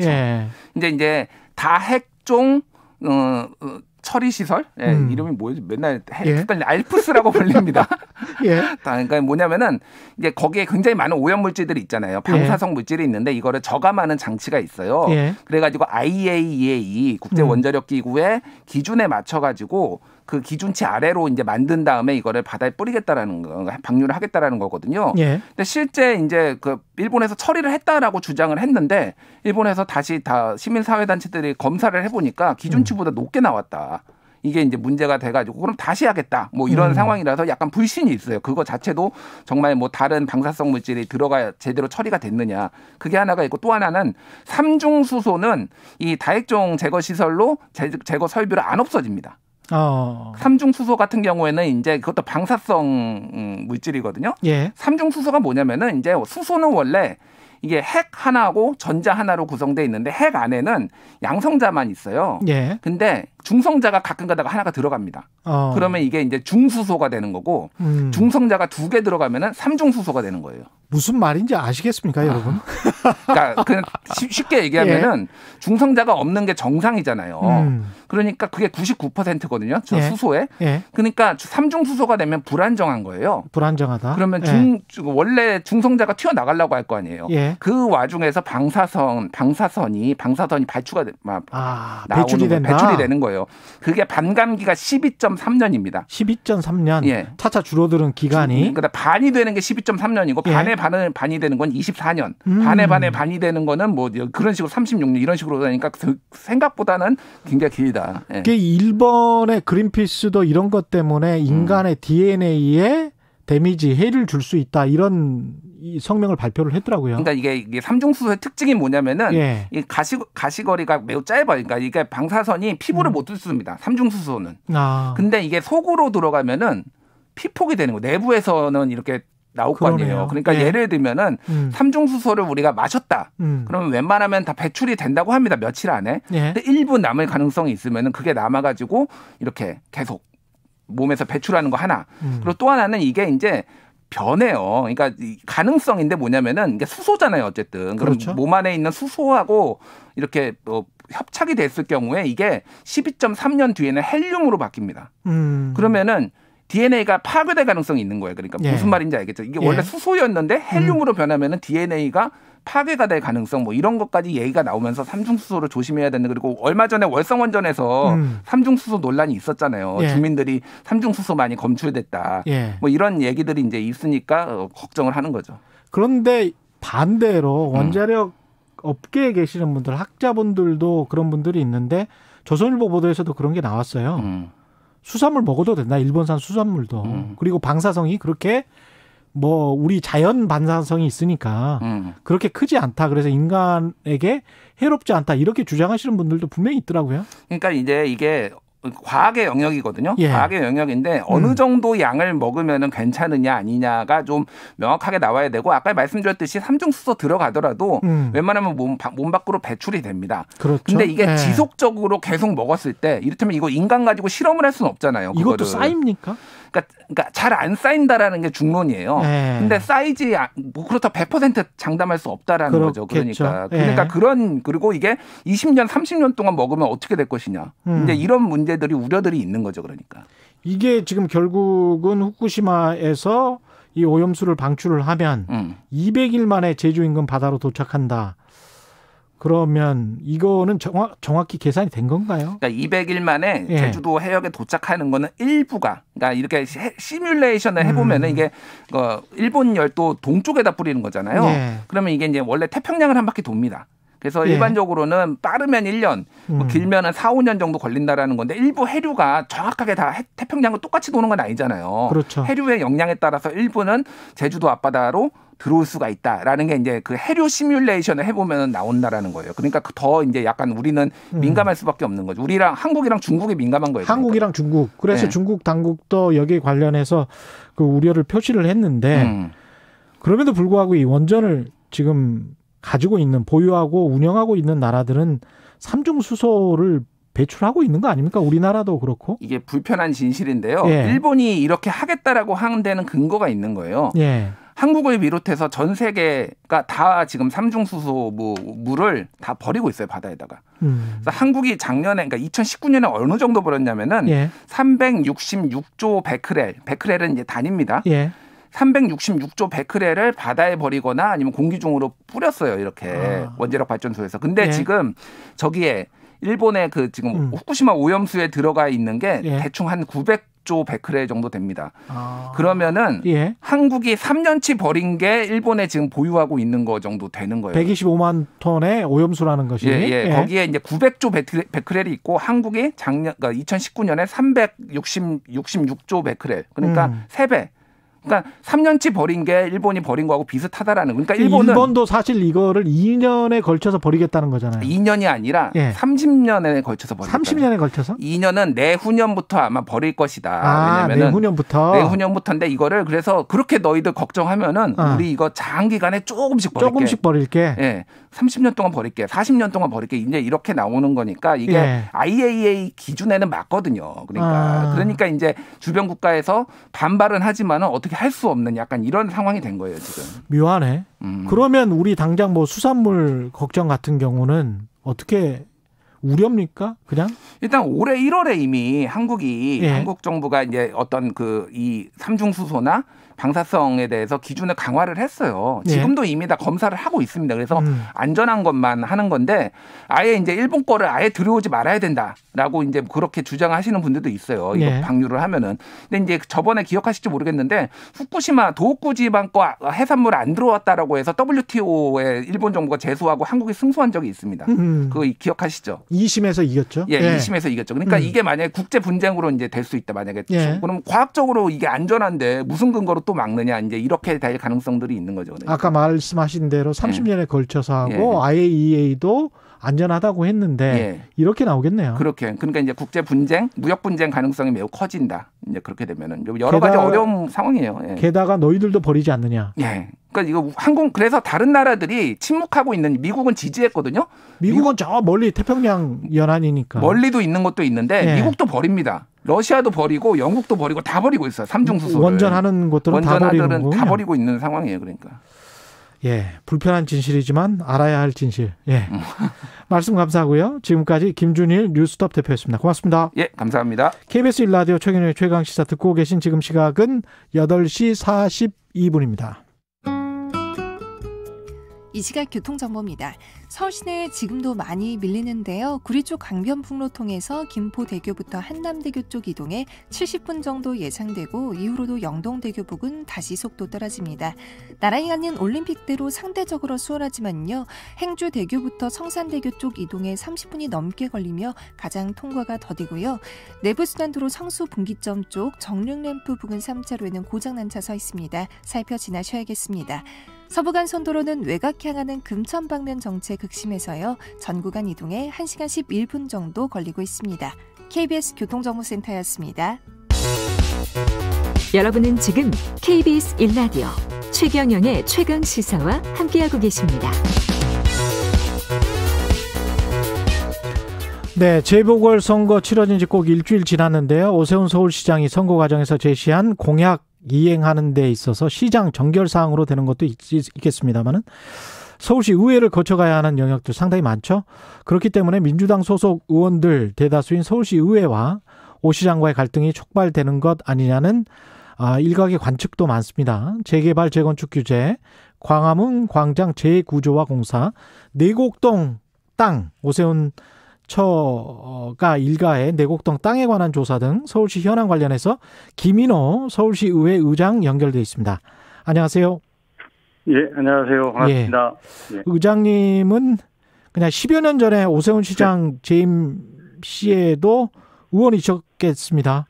지금 의장님이시니까. 예, 그렇습니다. 오세훈 시장님이 취임 한 1년 정도 하시다가 사퇴하셨어서요. 함께 시정을 고민했던 시간 한 1년 정도 함께 했었습니다. 예. 지금 오세훈 시장과 서울시 의회를 이제 대립각으로 언론들이 주목을 하고 있단 말이죠. 그 프레임에 관해서는 어떻게 생각하십니까? 언론에서 그렇게 생각하실 수도 있는데요. 예. 시민을 위한 그 고민이라고 생각해 주시면 될 것 같습니다. 예. 그래서 서로 의견이 다를 수 있는데 오세훈 시장님과 이렇게 합의를 못 이룰 망정 서로 접점은 찾아갈 수 있다고 생각합니다. 다를 수도 있고 같은 부분은 접점을 찾아서 협치를 해 나갈 수도 있다. 그런 말씀이신가요? 예. 서로 의견을 다른 것은 합의를 못 볼 망정 서로 접점을 찾아야 한다고 생각을 합니다. 접점을 찾아야 한다. 예. 그 오세훈 시장의 원칙 있는 시정에는 적극 협력하고 협조하겠다 이런 말씀도 하셨거든요. 그게 그런 의미신가요? 접점을 찾아야 한다. 오세훈 시장님께서 이제 많은 사업을 하시려고 그러는데요. 여기 사업에서 우선순위를 좀 정해야 한다고 생각을 하고요. 그다음에 또 시민의 여론이 이게 수렴된 사업이라든가 또 사전 절차 이행이 된 사업에 대해서는 시민을 중심에 두고 적극 협조할 생각입니다. 적극 협력할 생각이다. 부동산 관련해서는 어떻게 생각하시는지 모르겠습니다. 부동산 현안으로 일단 이야기를 해보면 오세훈 시장 같은 경우는 재건축 재개발 규제 완화 정책 이야기를 했는데 신중하게 하겠다. 지금 이제 당선된 다음에는 그렇게 말을 하고 있습니다. 한강변 35층 높이 규제 완화 이것은 일단 어떻게 생각하세요? 이건 서울시장 정결사항인가요? 35층 그 푸는 부분은 이제 시장님 정결사항이 나는데요. 서울시의회 국토계획법에 의하면 서울시의회 의견 청취를 의무로 하게 돼 있습니다. 의견 청취는 의무고, 시의회 의견 청취를 의무로 하게 돼 있기 때문에 그 과정에서 서로 협의를 잘 해야 한다고 생각하고요. 그다음에 부동산 정책 관련해서는 신중히 접근해야 한다고 생각을 합니다. 벌써 이제 재개발, 재건축 관련 지역에서는 이제 벌써 가격이 좀 폭등하고 있다고 그러는데요. 가격이 폭등하게 되면 서민과 중산층의 내 집 마련 기회는 더 멀어진다고 보기 때문에 아무튼 부동산 정책 관련해서 우리 시의회와 충분히 협의를 잘 해주실 걸로 믿고 있습니다. 근데 의견 청취를 하는 게 의무기는 하지만 의견 청취 의무를 지키고 그리고 오세훈 시장의 공약대로 해도 아무런 상관은 없네요. 법적으로는. 그렇습니다. 근데 오세훈 시장님께서 의회 협조가 적극적으로 필요하다고 그랬으니까 또 그렇게 말씀하실 때는 또 우리 의회 의견도 또 반영해 주신다는 뜻으로 믿고 있습니다. 서울시 의회 의견은 뭔가요? 35층 규제 완화에 관해서는?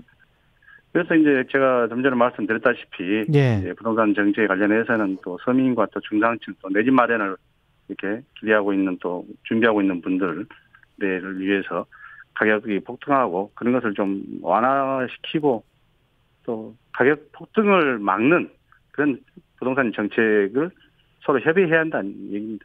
그러면 그 35층 규제 완화에 관해서는 지금 당장은 좀 부정적이다 이런 말씀으로 제가 이해해도 될까요? 협의를 좀 해 나가겠습니다. 시민의 뜻이 어떤 뜻인지를. 협의를 해 나가겠다. 근데 만약에 이 규제를 풀어가지고 가격이 폭등한다고 그러면 그건 옳은 부동산 정책이 아니라고 생각을 합니다. 그리고 지금 재건축이 들썩거리고 있는 것도 사실인 것 같고요. 맞습니다. 매일 기사가 나오고 있는데요. 진짜 걱정이 많이 되는 부분입니다. 용적률 완화에 관련해서는 어떻게 생각하세요? 용적률 완화는 법적으로는 300%까지 하게 돼 있는데요. 근데 서울시는 지금 조례로 250%까지 제한을 두고 있습니다. 시장님께서 말씀하신 대로 300% 용적률을 다 활용을 한다고 그러면은 조례 개정 사항입니다. 조례 개정을 해야 되는 건가요? 그러면 의회 협조가 필수적이네요. 그렇습니다. 그래서 이제 상임위에서 아마 도시계획위원회 상임위에서 그 요구가 들어온다고 그러면 시민들의 의견 수렴도 하고 심도 있게 논의를 해 나가야 한다고 생각을 합니다. 이것도 가장 걱정하시고 있는 부분이 집값입니까? 예, 그렇습니다. 예. 예, 용적률을 푼다는 거는 제가 과거에 취재를 해보니까 가령 1000세대 같은 경우에 예. 1000세대 정도를 일반 분양한다면 재건축 사업하는 조합 입장에서 봤을 때는 아파트 단지죠. 예. 예. 구 아파트 조합 입장에서 봤을 때는 한 1조 원 정도의 수익을 얻는 걸로 계산이 되더라고요. 그래서 용적률을 풀면 풀수록 또 수익이 높아지잖아요. 그러죠. 그래서 이제 공공성을 어떻게 담보할 건지, 그다음에 또 그런 이익에 대한 그런 한수를 또 어떻게 할 건지 그런 부분을 함께 고민해야 한다고 생각을 합니다. 그래요. 예. 그것이 전부 재건축 조합 아파트 소유자들에게 용적률 완화라는 거는 정부가 규제를 풀어줘서 일종의 이제 특혜를 주는 거잖아요. 어떻게 보면. 그래서 이제 공공성도 담보해야 되고요. 예. 일정 부분의 이익은 또 어떻게 또 이렇게 환수해서 또 이렇게 시민에게 또 이렇게 돌려드릴지, 또 공공성을 더 확보할지 이런 고민이 있다고 생각합니다. 광화문 광장 재구조화 사업과 관련해서는 이미 지금 공사가 많이 진행이 됐죠, 이거는? 예, 그렇습니다. 예. 이거는 근데 오세훈 서울시장 입장은 뭡니까? 이게 그 사업을 중단해야 된다는 건가요? 이 사업은 국비 12 매칭 사업이거든요. 예. 그다음에 코로나 이전 이미 2019년부터 추진해왔던 사업입니다. 예. 그래서 올해 예산만 해도 680억 중에 250억이 집행된 상황이고요. 예. 그다음에 이제 하다 뭐 이렇게 또 찬반이 있어서 뭐 시장님께서 그런 의견이 있어서 저 알아봤더니 이게 원상복구 하는데도 150억 이상이 드는 지금 상황입니다. 예. 그래서 이걸 다시 원점으로 돌린다는 것은 참 큰 혼란을 초래한다고 생각합니다. 지금 현재는 재구조화 사업이 유보됐습니까? 그렇진 않고 의견 수렴을 지시하신 걸로 알고 있습니다. 의견 수렴을 지시. 예. 그러면 재구조화 사업은 진행되고 있는 건가요? 그래서 이제 어제 그 말씀하신 것 같은데요. 예. 뭐 집행부에서 시에서 뭐 이런 수렴 과정을 어떻게 하실지는 뭐 지켜봐야 할 상황이고요. 의견 수렴을 한 다음에 그다음에 그 이전에 이 사업을 위해서 수많은 공청회와 시민 여론 수렴 과정이 이루어졌었습니다. 예. 그런데 그러면 그 시민 공청회와 그 여론 수렴 과정은 다 무시한다는 것은 또 그것도 앞뒤가 안 맞는 얘기라고 생각합니다. 그 전에 이미 의견 수렴을 했다. 예, 수없는 공청회와 그다음에 60회에 걸친 그런 현장 소통, 뭐 대토론회, 전문가 토론회, 시민 공개 토론회 한 12,000여 명이 참여했었던 그런 여러 과정들이 있었습니다. 그러면 광화문 광장 재구조화 사업은 계속 해야 되는 것이다 이렇게 지금 말씀을 하고 계시는 거네요. 예, 저희 시의회 입장에서는요. 계속 진행해야 하는 사업이라고 생각합니다. 예, 오히려 지금 유보하거나 뒤엎으면 돈이 오히려 더 들어간다 이런 생각이신가요? 예, 혼란만 초래할 일이라고 생각합니다. 예, 내곡동 땅과 관련해서는 선거 전에는 이제 특별조사를 실시하겠다고 했단 말이죠. 예. 이거는 어떻게 그대로 진행되나요? 어제 우리 민주당 의원님들 모시고 의청을 했는데요. 지금 코로나 상황이 워낙 엄중한 상황이라 그 민생을 우선으로 생각을 해서 잠정 보류하기로 했습니다. 잠정 보류하기로 했다. 예. 잠정 보류하겠다는 거는 결국은 뭐 안 하겠다는 거로 꼭 그렇지는 않습니다. 진실의 여부가 달려 있는 문제이기 때문에요. 또 이제 검찰에 고발도 돼 있는 사항이라 또 우리 조사 특위가 또 그 조사 수사에 영향을 미쳐서는 안 된다는 다수의 의견이 있었습니다, 의원님들이. 그래서 잠정 보류하기로 했다. 예. 이유는 그거군요.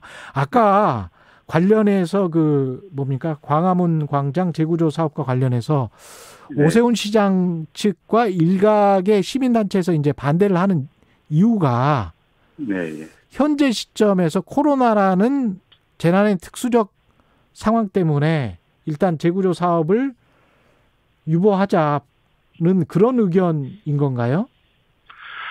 이 사업은 2019년도부터 했던 거고요. 코로나 이전에 계획이 됐고 또 예산도 코로나 이전에 확보되었던 사업입니다. 예. 그렇기 때문에 그 많은 시민의 그 여론 수렴 과정과 또 여러 그런 알림 과정을 거쳤기 때문에요. 지금에 와서 이걸 원점으로 돌린다는 것은 저는 옳지 않다고 생각을 합니다. 그 오세훈 서울시장 측에서 주장하는 코로나라는 재난의 어떤 특수적 상황 때문에 유보하자 이것도 받아들이기는 힘들다. 그런데 광화문광장 사업이 코로나의 특수한 사업과 과연 무슨 연관이 예산 있냐? 문제를 말씀하신 것 같은데요. 예산은 이미 코로나 이전에 다 계획이 되고 확정된 사업이었기 때문에 그렇겠다고 치면 지금 서울시에서 수없는 사업을 지금 펼치고 있고 추진하고 있습니다. 그러면 그런 사업을 다 모두 다 중단해야 한다는 뜻입니까? 저는 그렇게 생각하지 않습니다. 그렇군요. TBS 관련해서 그 선거 중에도 그렇고 말이 좀 많이 나왔는데요. TBS가 지금 별도 재단이긴 합니다만은 연간 수입의 70%가 서울시 출연금인 거는 맞죠? 예, 그렇습니다. 이게 예산 지원 중단 논란도 있고 청와대 청원도 있고 그러던데 그 특정 프로그램과 관련해서는 서울시 의회 입장은 뭔가요? 이 부분은 시청자 또 애청자의 몫이라고 생각을 합니다. 그래서 애청자가 뭐 필요로 한다고 그러면 존재한다고 생각을 하고요. 그다음에 또 갑자기 한 회사의 직원들도 많이 있는데 이걸 갑자기 재구조화를 시킨다고 그러면 지금 거기 다니고 있는 직장인들은 또 어떻게 해야 할지 그것도 고민이고요. 이것도 혹시 뭐 그런 요구가 있다고 그러면 또 심도 있게 논의를 또 접점을 찾아가도록 하겠습니다. 접점을 찾아가도록 하겠다는 게 어떤 의미이신지 이건 좀 구체적으로 한마디만 더 해주세요. 의견이 서로 다를 때 합의를 못할 망정 서로 이 접점 서로 이해하는 선을 찾겠다는 뜻입니다. 그러면 TBS 예산 지원 중단과 관련해서 뭐 삭감을 할 수도 있다 이런 말씀인가요? 이건 시청자의 몫이라고 생각합니다. 시청자의 몫이다? 원하면요. 답은 더 확대할 수도 있고 또 시청자가 원치 않으면 또 더 축소할 수도 있고 이런 뜻입니다. 시청자가 원하면 더 확대할 수. 이것과 관련해서는 사실 언론 자유 문제하고도 직결되기 때문에 이게 그 시청자 뜻대로 그 시청자 뜻이라는 거는 뭘로 결정을 하는 거죠? 이 또한 뭐 여론 수렴이라든가 여러 과정이 있지 않겠습니까? 그다음에 아무튼 TBS와 관련한 그 현행 조례를 보면 미디어를 통한 시민의 동등한 정보 접근의 보장, 또 시민의 시정 참여 확대, 문화예술 진흥 등은 그 목적으로 하고 있습니다. 그래서 여기에 부합하는 그런 의견을 구해가야 한다고 생각을 합니다. 오늘 말씀 감사하고요. 지금까지 김인호 서울시의회 의장이었습니다. 고맙습니다. 4월 14일 수요일 KBS 1라디오 최경영 최강시사 여기까지입니다.